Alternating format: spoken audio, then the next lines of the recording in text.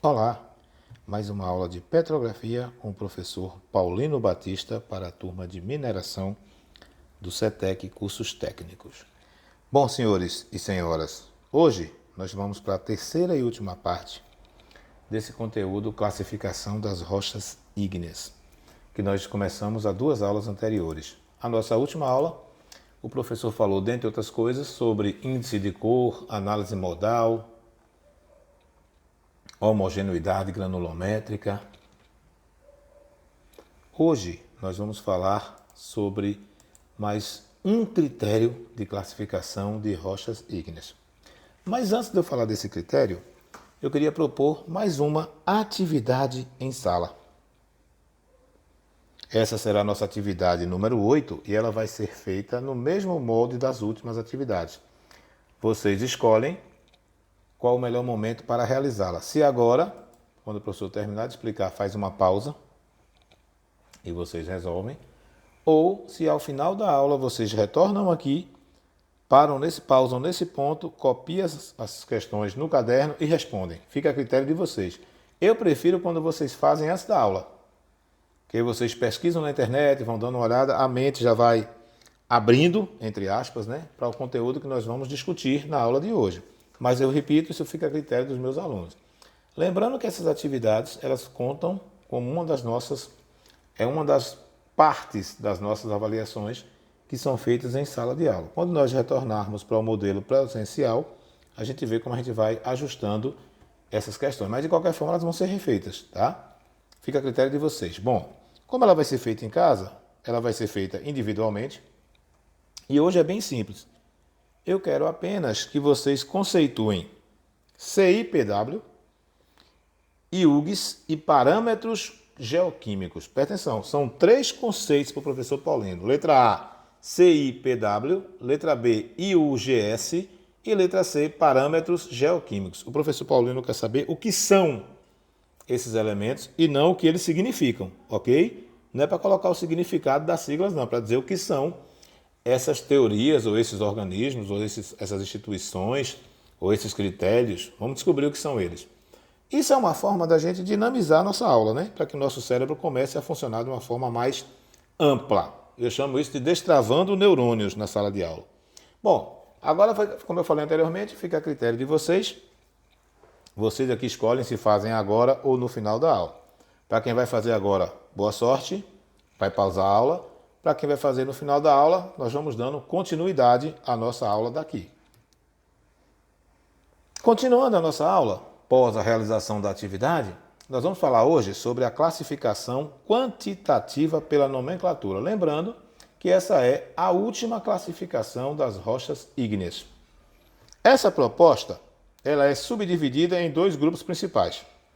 Um grupo da classificação clássica, com base no índice de cor, e um outro grupo de uma classificação moderna, baseada na proporção relativa entre quartzo, feldspato alcalino, plagioclásseo e nefelina. Vamos ver a primeira, que é a classificação clássica, com base no índice de cor. Ela é europeia e ela é muito utilizada na classificação de rochas mesocráticas e melanocráticas. Já a classificação moderna, que é americana, ela é mais adequada para a classificação de rochas leucocráticas, porque ela se baseia na proporção relativa entre quartzo, feldspato alcalino, plagioclásseo e nefelina. Essas 2 classificações quantitativas elas são muito utilizadas no mundo moderno, mas elas apresentam algumas nuances bem legais que a gente vai ver agora. A primeira classificação, que é essa classificação clássica com base no índice de cor, eu vou deixar um tempo para que vocês analisem essa imagem que eu tenho aí. Nessa imagem aí eu tenho a divisão de cores. Eu tenho uma escala de cores que vai mudando conforme a gênese, se é rocha intrusiva ou extrusiva, a cristalização ou a ordenação dos cristais, dos minerais, a textura, se vai ser afanítica ou não, a quantidade de sílica ou a percentagem de sílica, Nós temos também lá em cima, quanto à cor.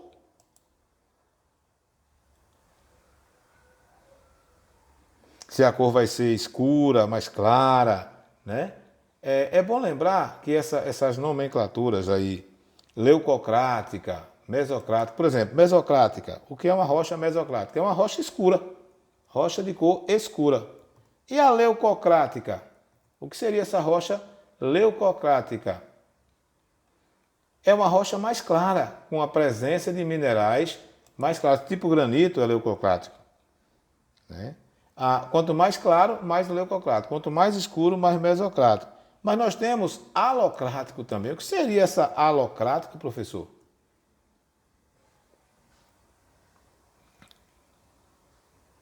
É que você vai ter uma transição mais suave, mais heterogênea, né, dessas cores.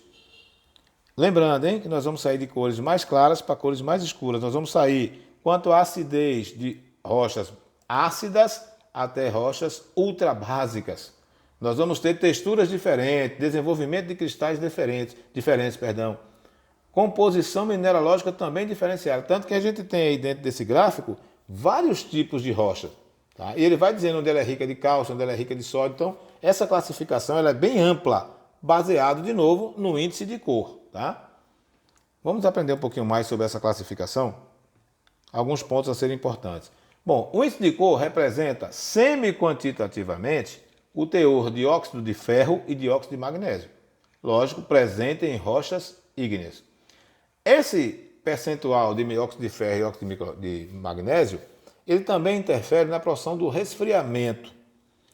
Bom, existem 3 tipos de resfriamento magmático. O resfriamento a altas temperaturas, a médias temperaturas e a baixas temperaturas.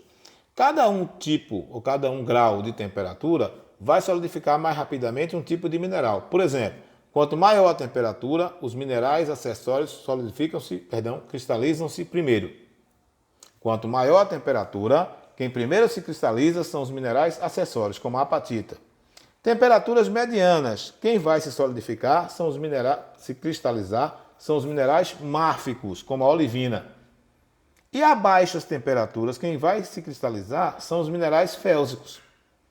Tá? Então nós vamos ter primeiro a se solidificar os acessórios, depois os márficos, depois os félsicos. Então os félsicos são os últimos a se cristalizarem. Isso vai dar uma composição química diferenciada para o magma. Mas há um detalhe, tudo tem que ter um detalhezinho, né? O plagioclásseo, ele se cristaliza em uma ampla faixa de temperatura. Ele não fica preso apenas às baixas temperaturas. A oscilação de temperatura também, ele vai se cristalizando. Os minerais cristalizados possuem composição química diferente, sendo normalmente mais márfica. Então, a maioria dos minerais eles vão se cristalizar em médias temperaturas, como diz o texto, onde ficam os minerais que mais se cristalizam com médias temperaturas são os márficos. Os demais vão precisar ou de muita temperatura ou de pouquíssima temperatura para que ocorra o processo de cristalização. Um dado interessante. A evolução química do magma, por meio da decantação dos minerais cristalizados, é denominado cristalização fracionada. O que é isso? O magma ele vai decantar esses minerais quando ele alcançar uma câmara magmática, que seria um bolsão dentro da crosta. Aí o magma vai entrar nesse bolsão, os minerais mais densos vão descendo e os mais leves vão subindo. Então você vai ter uma evolução química do magma, que vai ser determinado pela cristalização desses minerais. Lembrando, quem cristaliza primeiro são os acessórios, depois os márficos e por último os félsicos. Porque os acessórios necessitam de altíssimas temperaturas, os márficos de médias temperaturas e os félsicos de pouquíssimas temperaturas para que esse processo de cristalização aconteça. Essa diferença no processo de cristalização decantado do magma é chamado de cristalização fracionada. Se eu não entender cristalização fracionada, eu não entendo o próximo critério de classificação, que é a classificação moderna, proposta pela União Internacional das Ciências Geológicas. Lembrando, Aí é uma classificação agora padrão, o mundo todo segue ela. A classificação moderna, também chamada como classificação descritiva, ela é um padrão para o mundo todo usa ela. Por quê? Vamos aprender um pouquinho por que isso acontece. As normas e definições de rochas ígneas foram desenvolvidas separadamente em cada escola tradicional. Então, antes da União Internacional das Ciências Geológicas, cada escola colocava o nome que quisesse nas rochas ígneas. Os pesquisadores iam estudando as rochas, iam descobrindo, iam colocando nomes aleatoriamente, o que dava uma confusão tremenda para você entender. Aí uma subcomissão da IUGS tentou unificar esses nomes, mas durou muito tempo até eles chegarem num consenso. O que foi que eles fizeram? Eles adotaram 2 critérios, ponto. Só existem 2 critérios de classificação de rochas ígneas. A composição mineralógica quantitativa e a granulometria semi-quantitativa, ponto. Então as rochas vão ser classificadas quanto à mineralogia, ou a composição mineralógica, e a granulometria, parou. Isso vai independer da gênese da rocha, do modo de ocorrência geológica e da textura específica. Independente de onde ela nasceu, de qual ocorrência levou ao surgimento dela, de onde ela surgiu, de qual ocorrência levou esse surgimento, ou da textura, ela vai ser classificada quanto composição mineralógica e granulometria. Isso é chamado de classificação descritiva, mas é conhecida popularmente como diagrama de Steksen. Esse diagrama de Steksen, ele é esse que aparece na imagem anterior de vocês aí. Tá? O diagrama de Steksen, está ele aí. Onde nós temos aí o riolito, o dacito e por aí vai. Essa classificação, com base no IUGS, como eu falei anteriormente, é uma classificação padrão mundial. Mas nós ainda temos mais uma classificação, meninos, para nós discutirmos, que é a classificação geoquímica, dificílima também de nós entendermos. A classificação geoquímica, ela que dá aquela nomenclatura de ultrabásica, básica, ácidas, que vai depender do nível do teor de sílica que essa rocha possui. Mas vamos entender um pouquinho sobre isso. Ainda na tentativa de classificação padronizada das rochas químicas, houve uma tentativa agora por meio geoquímico, isso lá do início do século XX. E aí a galera pensou em colocar como critério de classificação o teor de sílica porque seria mais fácil. E aí dividiram as rochas em 4 categorias: ultrabásicas, básicas, intermediárias e ácidas. É um método tradicional, porém ele é aplicável apenas para algumas rochas ígneas. Ele não pega em nenhum critério vai vai contemplar todas as rochas ígneas. Já a norma CIPW é um método aplicável para quase todas as rochas ígneas.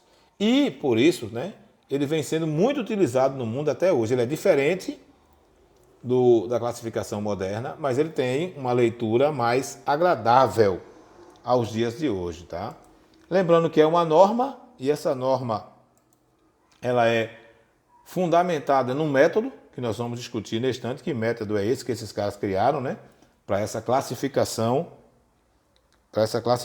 geoquímica. Vamos lá. A norma CIPW. Por que tem CIPW, professor?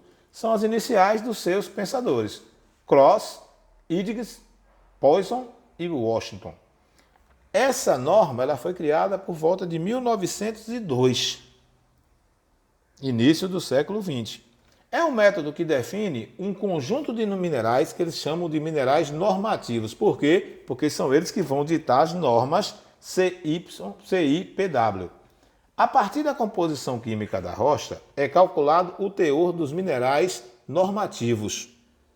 E aí, a partir do teor desses minerais normativos, você começa a classificar essas rochas. Por quê? Os minerais normativos são baseados nos minerais reais, encontrados em rochas ígneas. Então é muito simples essa norma. Por exemplo, os minerais como anfibólio e biotita, que não ocorrem naturalmente, não podem ser incluídos, porque eles são minerais normativos, mas são teóricos e hipotéticos. Se eles fossem naturais, eles seriam incluídos nessa norma CIPW, mas como eles são hipotéticos e teóricos, eles não entram nessa classificação. Outra coisa interessante, a proposta inicial ela foi feita em prol da